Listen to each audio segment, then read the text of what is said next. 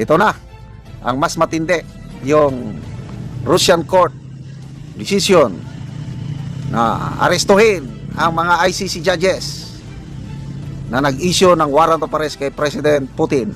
Nako, kayang-kaya yan ng mga Russian operatives kung gustuhin nilang nila. Kaya takot nang mag-ano ang ito, magbiyahe-biyahe. At ang ating Tatay Digong, pagdasal natin, there will always be a day of reckoning, sabi niya sa atin. Kaya wag po tayong mawala ng pag-asa. Makakalabas. Ako, araw-araw ko siyang pinagdarasal, makakalabas ng buhay ang ating Tatay Digong. Now, alam mo, nagbibigay pag-asa yan kay Tatay Digong. Dahil sa tindi ng sanctions sa Amerika ngayon sa ICC, I think it is a matter of time na talagang makikripol ang operation ng ICC.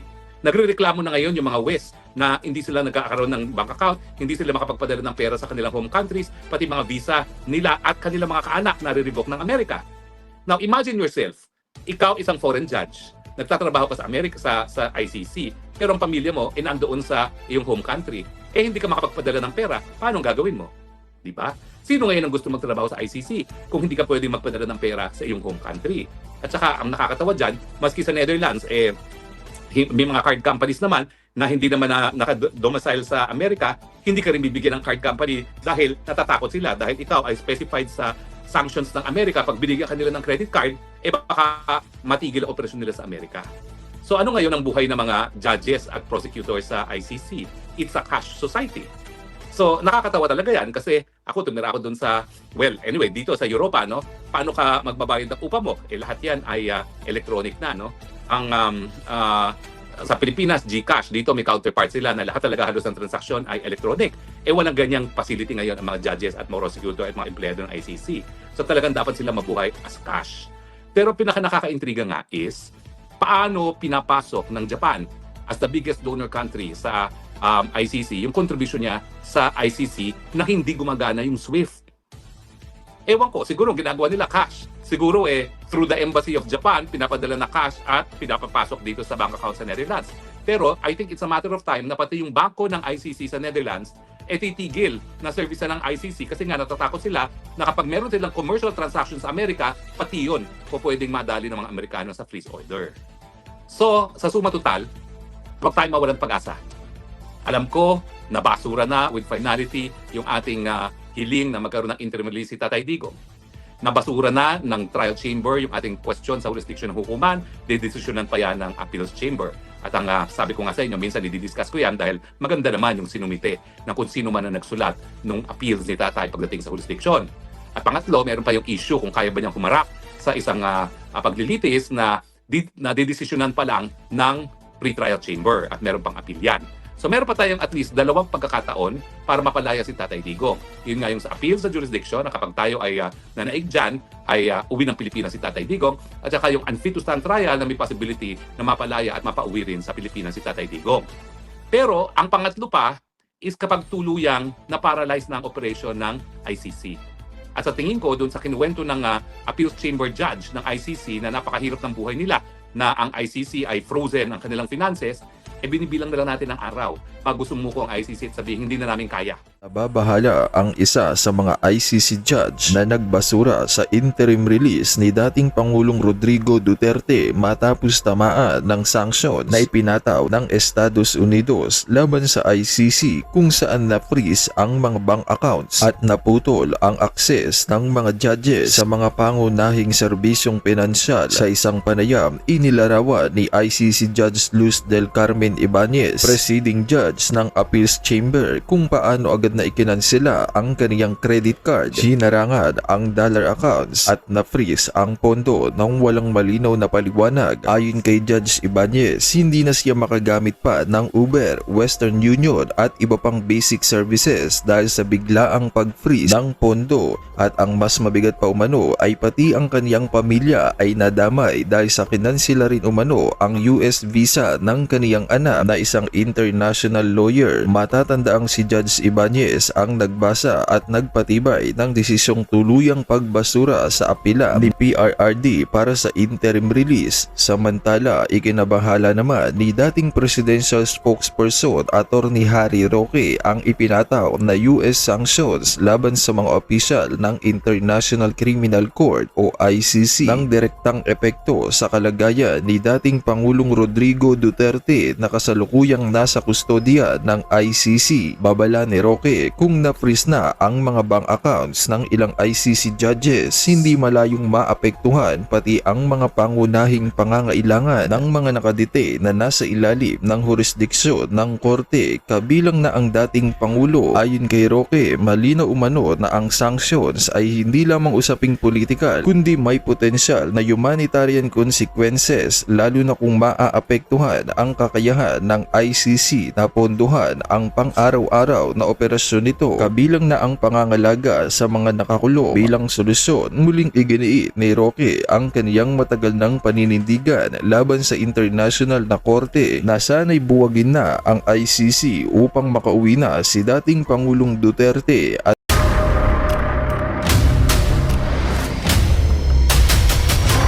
bago tayo mag-umpisa, baka pwede nyong i-like ang video na to.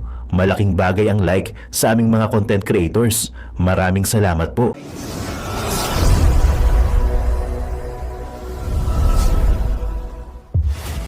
Itong payag ng isang ICC judge, si Judge Luz Carranza. Nako, hirap na sila ngayon.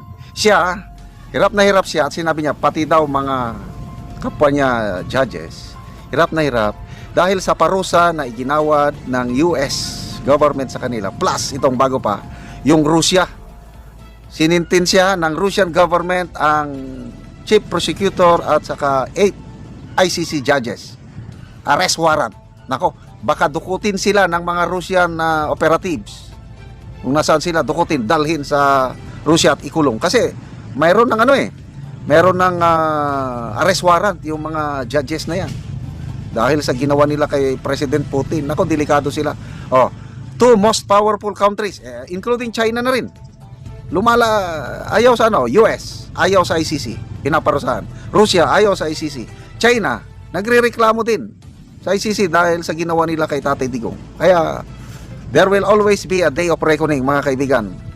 Ang hustisya darating at darating para sa ating Tatay Digong. Nakakarma na sila. Pakinggan natin ang nakakalungkot, natatakot na ICC Judge Luz Carranza.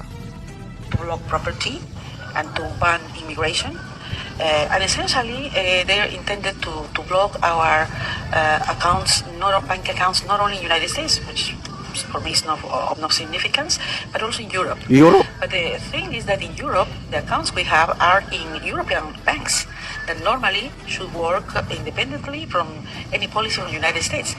So at the beginning, I was called from the bank, I wouldn't say the name now, to announce me that they were canceling my credit card and that I couldn't move any bank account in dollars. I couldn't touch it because they are like kind of freeze. Freeze? Well, and then we discovered that I couldn't make even an Uber. I couldn't ask even an Uber meal or an Uber taxi. I couldn't use Western Union, where normally I send money to my country for the maintenance of my house. Simply, Western Union has freezed my money without any explanation. They don't receive calls. They don't say nothing. Simply, it's done. But the most interesting thing or terrible thing here is that the sanctions are not only against us, the judges, for our job, but against our families. In my case, they affected also my daughter's visa. I have a daughter who is a high-level professional also, and they sent an email to her saying that prudently they have canceled her visa without any explanation. So to the United States. So preventing her to go in for some capacity building, giving conferences or making business in the United States. She's an international lawyer, so it's really the most sad part for me of the sanctions. And also I have heard from my colleagues that the sanctions have affected their husbands, their wives, their children, etc. So this is the worst part. For me, I don't have I come from Peru in Latin America, and we are not so used to have these digital accounts. I don't have PayPal, I don't have Amazon accounts, but my colleagues, they they have, and they now cannot use their accounts. Also, in my country, I cannot move my accounts in dollars. They say that I am ineligible to move my accounts, my own accounts. So this is the way we cannot buy flight tickets, etc. Just to highlight that why the judges now at this court is not deterred, because at least in my case, and I think that I am speaking for my colleagues, we don't think, at least me, I am not here because I need a job. I'm not here because I need the money. I'm here because I feel that I have a mission for humanity. The work of the International Criminal Court is for humanity, as Nelson Mandela said. The cause of the International Criminal Court is the cause of humanity. And this is why we are resilient, and this is why we need not only to stand together as judges, but the entire international community needs to do that. Because as such, we are working also, as always, for peace and global security. But still, I am Latin American, still I am Peruvian. So Peruvian. We are very resourceful people in my country. So I'm having my strategies which I won't reveal. But it is true that living in Europe, where you don't use digital, you don't use cash, it's very difficult to carry Yeah. out.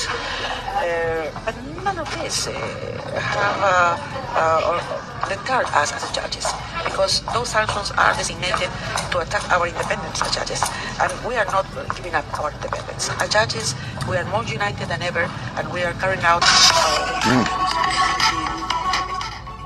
So yun, natutuo na yung kasabihan na ang gaba dili magsaba, kasi umiipikto na pala ang mga sanctions ng United States sa mga ICC judges, prosecutors, staff, hindi na makapag-withdraw ng pera, frozen ang kanilang mga bank accounts, hirap na hindi na makabili ng plane tickets, pati pamilya apektado, cancel ang mga visa, ay nako.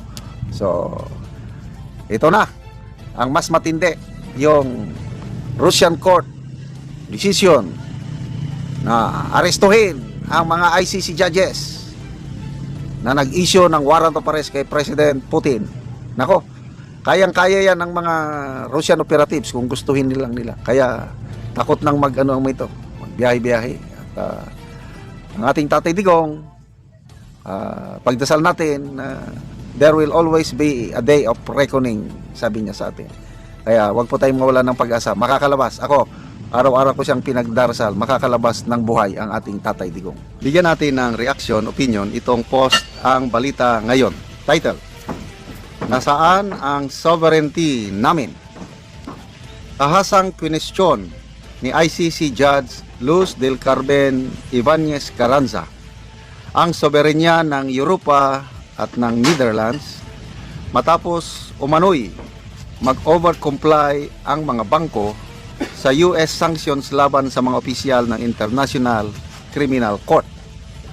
Sa isang panayam, ikwinento ni Judge Ibanez Carranza na nakipagpulong sila sa iba pang apektadong hukom sa mga opisyal na Dutch Ministries at Foreign Affairs at Economic Affairs, kung saan direkta niyang inilahad ang kanyang pangamba. Kung susunod agad ang mga bangko sa palisiya ng Estados Unidos, ano na ang saysay ng soberenya ng mga bansang Europeo? Ito yung English na pagkasabi. Where is the sovereignty? Ulitin ko, where is the sovereignty of this country? Because the banks are independent. Why should they be subordinated to American policies? Yun ang tanong ng lumuluhang judge. Ayon kay Judge Ibanez Carranza, ang kanyang mga bank account ay nasa European banks na sa prinsipyo ay dapat hiwalay sa impluensya ng US foreign policy. Gayunman, dahil sa takot ng mga institusyon sa posibleng parusa mula sa Washington, agad umano nilang ipinatupad ang freeze ng accounts at pagkansela ng mga serbisyo. Giit ng hukom, ang ganitong sitwasyon ay hindi lamang usapin. Usapin ng personal na abala, kundi isang seryosong isyu ng extraterritorial control, kung saan ang desisyon ng isang makapangyarihang bansa ay umaabot at nangingibabaw sa loob ng ibang jurisdiksyon. Matatanda ang isyu ng soberenya rin ang iginigiit laban sa ICC matapos ipaaresto si dating Pangulong Rodrigo Duterte. Ito na, nagabaan na sila. Yung ginawa nila sa ating Tatay Digong, question of sovereignty. Extraordinary rendition ang nangyari, kidnapping. So ito ngayon, bumabalik ang karma sa kanila dahil ito na, halos hindi na sila makagalaw dahil yung freeze order ng US, grabe. Bank accounts, kahit saan, hindi na sila maka-withdraw ng pera. Talagang pilay na itong mga ICC judges ngayon. Tapos na ang kanilang maliligayang araw. Okay? So, tama yung sabi ni BP Sara, ang gaba dili magsaba. Oh. Tatanong kayo ng soberenya, kayo mismo ang lumabag. Nag-pull out na nga ang Pilipinas sa ICC ninyo, tapos nakikialam pa kayo. Di, yun yung tawag natin dito na Merisi Gaba. Ito, may nabasa kong article kanina. Itong US government talagang pinupuntirya ang ICC. Ang demand nila sa ICC ngayon, baguhin ang charter o yung konstitusyon ng ICC. Ilagay nila doon na hindi nila pwedeng habulin si Trump at ang kanyang mga opisyales after his term. Pag hindi, nako, ang isasanksyon ng US hindi lang mga individual judges and staff, isasanksyon na rin ang ICC as an institution. Kung mangyari yan, na ang isanksyon buong ICC, paralisado na ang operasyon ng ICC at hindi na ito mang-function, mabubuwag ito. Kaya, ito na nga, kung ano ang iyong itinanim, yan din ang iyong aanihin. So, pasalamat tayo sa Trump administration ng US. Although ang reason nila bakit ginigipit nila ang ICC is dahil sa American and Israeli interest. Kasi itong ICC na ito, nag-issue ng warrant of arrest sa Prime Minister ng Israel at saka dating Defense Minister, ayaw ng US. So, yun ding pag-iimbestiga ng ICC sa mga alleged na abuso ng mga American soldiers sa Afghanistan. Yun din ang nirereklamo. Wala kayong pakialam sa amin dahil hindi kami membro. O, ganun. Bakit nyo imbestigan yan? Bahala kayo. So, delikado ang kalagayan ng ICC ngayon dahil hindi lang US ang tumitira sa kanila, pati na rin Russia. Bago lang may sentensya ang isang Russian court na may warrant of arrest na yung 8 ICC judges at ang chief prosecutor ng ICC. Warrant of arrest. Nako. Baka isang araw, mabulagan na lang tayo na nakakulong na sa Russia ang mga judges na ito. Pwedeng i-kidnap din ng mga Russian na operatives ang mga ICC judges na yan. Kung gusto yun ng Russia. O, sinong makakapigil? Be? Wala. Ang US, kalaban din niya ang pabaya lang niya ang Russia. Pati China, galit din sa ICC sa ginawa kay Tatay Digong. Kaya umanda itong mga ICC judges na ito na nakikialam sa soberenya ng isang malayang bansa. Pag-usapan po natin, napakita sa Facebook kanina yung judge na nagbasa ng husga ng appeal chambers na binabasura ang interim release ni Tatay Digong na nagrereklamo kung anong epekto ng freeze ng Amerika sa lahat ng mga assets ng ICC, kasama na sa mga assets ng mga judges at prosecutor ng ICC. Abay, masalimuot pa lang nangyari sa kanila. Ang sabi ng judge na yan, wala siyang mabuksan na bank account, miski sa Europa, wala siyang syempre credit card at pati ang mga visa ay frozen. Paano ba kasi nai-implement ang freeze ng mga Amerikano sa mga assets hindi lamang ng ICC kundi sa lahat ng mga judges at prosecutor ng ICC? Well, alam niyo sa larangan ng international law, controversial itong unilateral sanctions na ini-impose ng iba't ibang bansa, no? Bakit siya controversial? Kasi nga lahat ng mga batas ng isang bansa pwede lang mapatupad sa sarili mong teritoryo. Hindi dapat lalabas ang teritoryo mo, no? Pero itong ginagawa ng Amerika, unang-una niyang ginawang sanctions ay yung trading with Cuba. Bawal mag-trade sa Cuba, no? Tapos ngayon naman, ito nga, nagkaroon ng sanctions laban sa pondo ng ICC at sa lahat ng mga opisyales ng ICC, kasama na yung prosecutor at ang mga huwes. So, paano ba na-implement yan? Well, theoretically, dapat yan, sa Amerika lang napapatupad. Pagdating sa ICC, wala naman sila mga account sa Amerika. Pwede bang walang epekto yan? Hindi rin. Kasi, sa larangan ng banking, importante yung isang Amerika na system na tinatawag na SWIFT. Yung SWIFT is an American electronic system na ginagamit natin para paglipat ang pondo. So kung ikaw ay magte-telegraphic transfer, SWIFT ang gagamitin mo. So unang-unang nawala sa sa ICC at sa mga judges at prosecutor ng ICC ay yung SWIFT. So hindi sila makatanggap ng pera from abroad. Now, hindi ko alam kung paano ngayon ang ginagawa ng ICC para makatanggap ng pondo sa kanyang operasyon, no? Nang walang SWIFT account. Alam naman natin ang pondo ng ICC nanggagaling sa mga miyembrong bansa, kasama na doon sa mga pribadong pwedeng mag-donate sa ICC. Controversial yung donasyon na yan, ha? Kasi nga, paano ka magiging patas na mahistrado na tumatanggap ng donasyon? Ang chismis nga, ang mga Marcoses, through iba-ibang mga fake corporations o holding corporations, posibleng nagdo-donate sa ICC, kaya talagang pinumpuruhan si Tatay Digong. At sinasabi ko lang naman, possibility. Kasi nga, unlike yung hukuman ng Pilipino na hindi po pwedeng tumanggap ng donasyon, siya po pwede. So, pupunterihan nga natin yan yung mga sino nagdo-donate ngayon sa ICC nang malaman natin kung mayroong mga Pilipinong nagdo-donate dyan dahil talaga namang nakaka-intriga kung sino talaga ang nagpoponto sa ICC. Alam ko yung mga dating mga mayayaman na talagang sumusuporta sa kausa ng karapatang pantao, si George Soros, lalong-lalo na talaga nangunguna, no? Pero dahil nagkaroon ng kapangyarihan tumanggap ang ICC, pwede, pati mga Marcoses, tinatanggapan. So, aalamin natin yan. Pero anyway, so unang-una, nawala yung SWIFT. Nawala yung kanilang pagkakataon na magpadala ng pondo. Now, ang diferensya sa Amerika, hindi lang siya, yung freeze niya, applicable doon sa mga korporasyon na nasa Amerika. Lahat ng korporasyon na mayroong presensya sa Amerika, dapat sumunod sa freeze. At yan yung problema sa Europa. Kaya ang ginagawa ng Europa ngayon, para maiwasan yung unilateral freeze ng Amerika, gumagawa sila ng batas na nagsasabi na hindi po pwede sumunod sa batas ng freeze ng Amerika. So gumagawa sila ng counter legislation na nagsasabi na walang bangkong European ang dapat sumunod. Ang problema, miski may ganyang batas sa Europa, ang Amerika naman, ang kanyang construction ng kanyang freeze order ay hindi lang sa mga Amerikano. Lahat ng korporasyon na merong negosyo sa Amerika.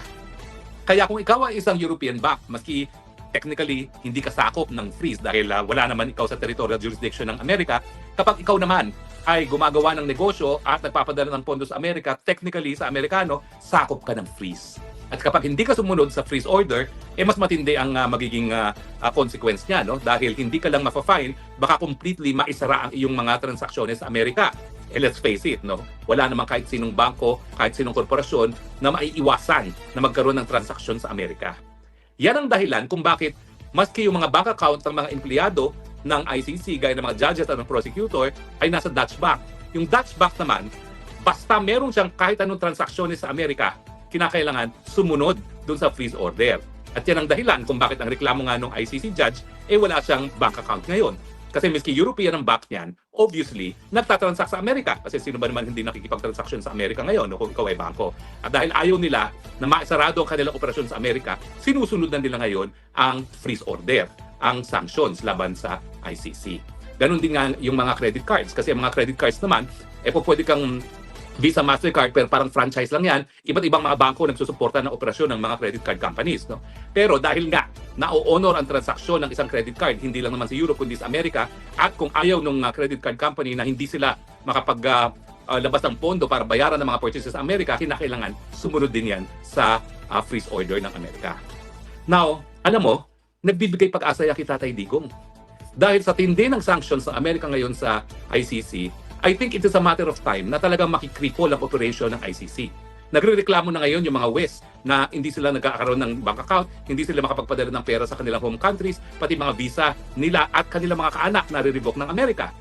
Now, imagine yourself, ikaw isang foreign judge, nagtatrabaho ka sa Amerika sa ICC, pero ang pamilya mo nandoon sa iyong home country, hindi ka makapagpadala ng pera, paano ang gagawin mo? Di ba? Sino ngayon ang gusto magtrabaho sa ICC kung hindi ka pwedeng magpadala ng pera sa iyong home country? At saka, ang nakakatawa dyan, maski sa Netherlands, may mga card companies naman na hindi naman naka-domicile sa Amerika, hindi ka rin bibigyan ng card company dahil natatakot sila dahil ikaw ay specified sa sanctions ng Amerika. Pag binigyan ka nila ng credit card, baka matigil ang operasyon nila sa Amerika. So ano ngayon ang buhay ng mga judges at prosecutors sa ICC? It's a cash society. So nakakatawa talaga yan kasi ako tumira ako dun sa, well, anyway, dito sa Europa, no? Paano ka magbabayad ng upa mo? Lahat yan ay electronic na, no? Ang sa Pilipinas, GCash, dito may counterpart sila na lahat talaga halos ng transaksyon ay electronic. Walang ganyang facility ngayon ang mga judges at mga prosecutor at mga empleyado ng ICC. So talagang dapat sila mabuhay as cash. Pero pinaka-nakakaintriga nga is, paano pinapasok ng Japan as the biggest donor country sa ICC, yung contribution niya sa ICC na hindi gumagana yung SWIFT. Ewan ko, siguro ginagawa nila cash. Siguro through the Embassy of Japan, pinapadala na cash at pinapapasok dito sa bank account sa Netherlands.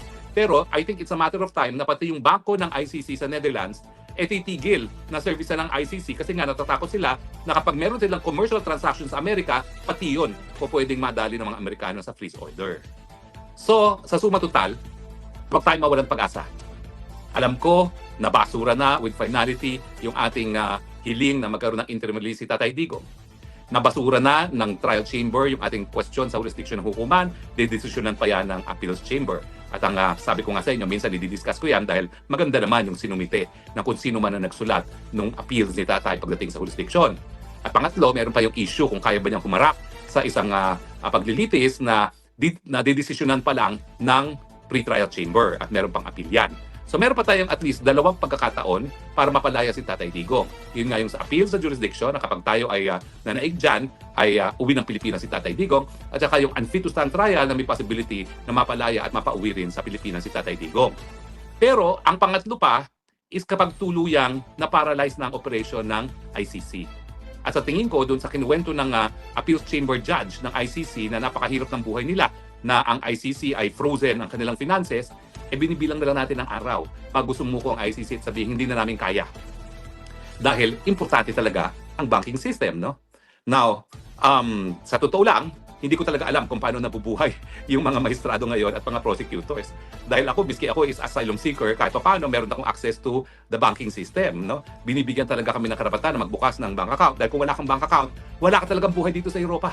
They are moving towards a cashless society na pati sa bus, hindi ka talaga makakasakay ng kahit anong bus, kahit anong sinong tren, kung wala kang credit card na itatap, no? Everything is electronic. So, sa tingin ko nga, ang isa pang pangatlo na posibilidad, dahil nga sa sanctions ng Amerika, tuluyan na magsasara ang ICC dahil hindi nila masusustain ang operations na on a cash basis. Kung meron pa silang matatanggap na cash. Kasi yung mga kontribusyon ng mga member countries, hindi makakapasok dahil hindi yan makakadaan sa SWIFT system nga, no, na still American-owned. Ang nakakatawa nga doon sa sabi ng judge, pati ba naman computer program, wala sila. Dahil ang computer program, Google. So ang ginagamit nila, pati sa email, is Proton, hindi na Google. At napakahirap talaga ng buhay nila. Talaga namang nagpupursige lang sila para magpatuloy. No? Pero yan po ay isang, kumbaga, pag-asa ni Tatay Digong, na dahil nga hindi na po kakayanin mag-operate ng ICC dahil sa sanction ng Amerika, kinakailangan pauwi na siya. Dahil kung hindi naman siya talaga makahatulan at hindi na po pwedeng gumana ang hukuman, siyempre, labag naman sa karapatang pantao na patuloy siyang ikulong. Kaya nga po, sinasabi ko, at kami naman na wala na kami ginawa dito kay Tatay Digong, kundi dasal. At nagagalak naman ako na iba pang mga Pilipino ay sumunod sa aming yapak at nagdadasal na lamang, pagpatuloy po natin ang pagdasal. Dahil we do not know. God works in mysterious ways. Merong dahilan kung bakit siguro pinayagan ni Panginoon na makidnap si Tatay Digong dito sa Hague. Pero sa aking pananaw, siguro ang dahilan dyan para nga magkaisa ang taong bayan, para yung mga nagdududa pa kung tama ba na magpatuloy pa sa pwesto ang Marcos administration, talagang magising sa katotohanan na malaking pagkatraidor sa pagiging Pilipino at sa soberenya ng Pilipino ang ginawang pagkikidnap kay Tatay Digong dyan papunta dito sa Hague. Kaya ang aking sinasabi, God has a purpose. Perhaps it is to unify us at tayo naman talaga ay nagkaisa na para ipakita na taksil talaga sa sambayan ng Pilipino ang mga Marcoses at yung kanilang mga aliado na nanginidap kay Tatay Digong at siguro para nga mapabilis pa ang pagiging presidente ni VP Sara. Dahil ang aking tingin, kung hindi natin isisisante itong Marcos Jr. na ito before 2028, hindi mananalo ang kalaban ng Marcos Jr. dahil hawak-hawak ng mga Marcoses ang makina na magbibilang ng boto. Bukod pa doon sa gobyerno mismo, kung hindi natin masisisante na mas maaga itong Marcos Jr. No? At yung pagsisisante naman, karapatan natin yan. Huwag kayo matakot. Hindi po yan incitement to sedition. Ang pagsisisante, dahil ang isang presidente ay hindi na kayang katungkulan, ayan po ay talagang tunay sakop ng kapangyarihan ng taong bayan bilang tunay na soberenya sa isang bansa gaya ng Pilipinas. So mga kaibigan, meron pa tayong mga pag-asa na talaga mapauwi si Tatay Digong. Number 1, desisyon ng Appeals Chamber na wala lang jurisdiction ang ICC dahil nagsimula ang preliminary investigation na hindi na tayo miyembro ng ICC. Yan ang pinakamalakas. Pangalawa, mananaig tayo sa pre-trial chamber na wala na sa tamang pag-iisip ang Tatay Digong para tumayo sa isang paglilitis. Ang resulta dyan, at least, matitigil ang paglilitis at sa aking tingin, yan ay sapat na dahilan para nga mapalaya si Tatay Digong. Ama naming Diyos na makapangyarihan sa lahat, salamat po sa iyong pagmamahal na hindi nagmamaliw. Sa gitna ng kaguluhan sa aming bansa, turuan niyo po kaming magtiwala sa iyong hustisya at hindi sa hustisya ng tao. Linisin niyo po ang aming mga puso at ituro niyo po ang tamang daan ng katotohanan at pag-ibig. Tulungan niyo po kaming maging ilaw sa gitna ng dilim at ipakita sa mundo na may pag-asa pa sa pangalan ng aming Panginoon Hesus.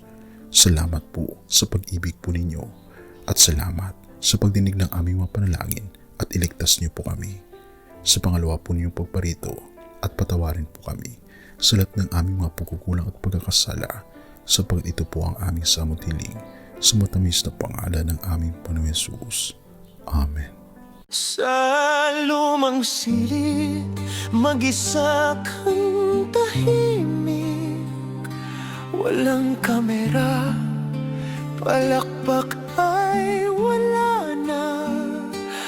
Ngunit sa bawat pader ng bayang iniwan mo, may pangalan mong di na mabubura.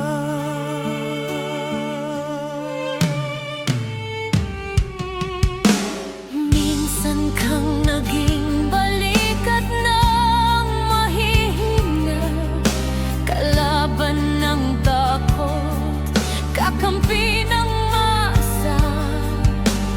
Di mo man laging nasabi ang tama, pinili mong ipaglaban ang madla.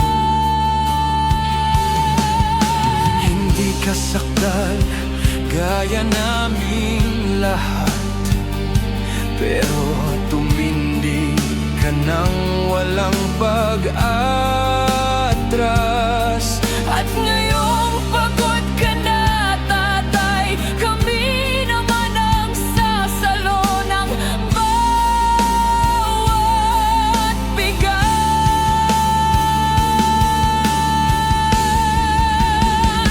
Hanggang sa dulo, ikaw ay mahal. Kahit papagod na ang iyong katawan. Tatay, salamat sa iyong paglaban. Ngayon, kami naman hanggang sa dulo. Di ka namin iiwan. Ang kwento mo'y dala ng bayan.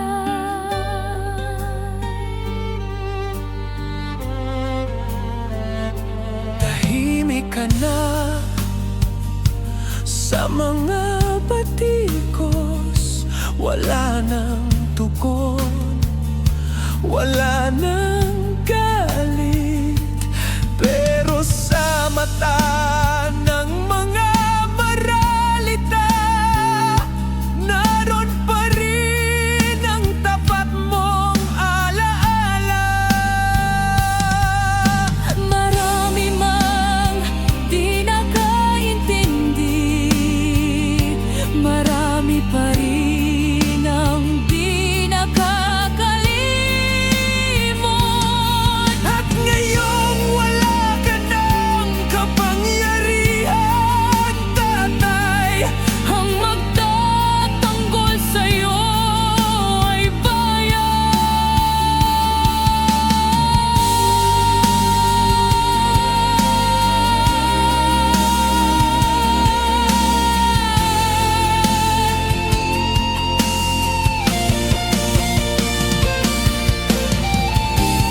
hindi ka nag-iisa.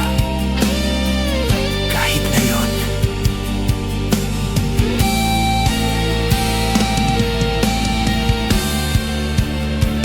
hanggang sa dulo, tangan ka pa rin. Sa puso ng batang minsan mong pinakain. Hanggang sa dulo, di ka nag-iisa.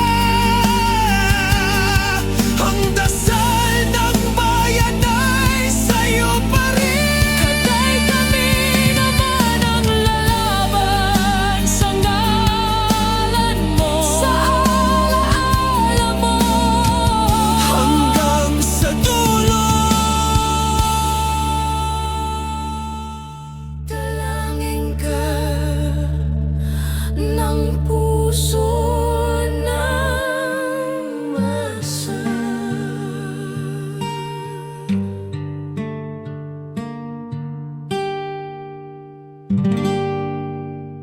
At yun na nga mga kababayan, ano na ang masasabi mo? Kung mayroon kayong hinaingat komento patungkol sa balitang ito, please comment down below. Pag-uusapan natin yan sa comment section. At kung nagustuhan nyo ang video, ay huwag kalimutang mag-like at i-share na din para mas marami pang makaalam at umabot ito sa marami sa ating mga kababayan. Maraming salamat po. Mabuti pa ang sardinas, may label. Eh tayo, wala. Oo nga pala. Nay, ito na yung bayad ko sa isa, ano? O, kunin mo yung isa. Isa muna, iyan, no? Tapos, isa pa, di ba? 4 dapat na sardinas, eh. O, yan. 3 na. Pang-4 na sardinas. O, okay na.